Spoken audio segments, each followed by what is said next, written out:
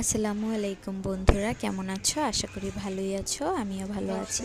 তো আজকে আমি বাঁধাকপির পাকোড়া কিভাবে বানালাম ওটার রেসিপি নিয়ে আসলাম। তো প্রথমে ভালোভাবে বাঁধাকপিগুলো কুচিয়ে নিলাম, তারপরে ভালোভাবে ধুয়ের মধ্যে হলুদের গুঁড়া, মরিচের গুঁড়া, ধনিয়ার গুঁড়া, লবণ দিয়ে দিলাম।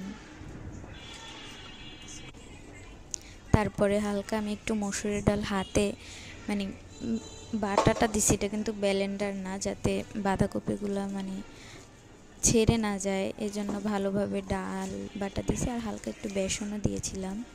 তারপরে ভালোভাবে মেখে নিলাম খুব সুন্দরভাবে। দেখো দেখতে কত সুন্দর লাগতেছিল। এই তো মাখা শেষ। তারপরে সুন্দরভাবে সাইজ করে তারপরে ফ্রাই প্যানের তেল নিয়ে দিয়ে দিলাম। এই সময় যা ঘ্রাণ বের হয়েছিল, এত সুন্দর ঘ্রাণ। এই যে সুন্দর করে সাইজ করে করে হালকা হালকা দিয়ে দিচ্ছি।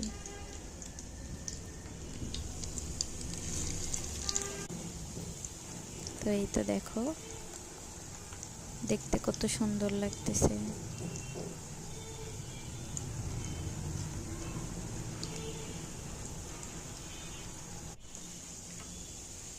তারপরে এই তো ভাজা হয়ে গেল। আমি তো কাঁটা চামচ দিয়ে উঠাইতেছিলাম, যেহেতু বড় দিয়ে খুন্তি দিয়ে উঠতেছিল না ভালোভাবে, এই জন্য ভাবলাম কাঁটা চামচ দিয়ে আমি সবসময় উঠাই, আমার কাছে এটা সহজ মনে হয়। এই তো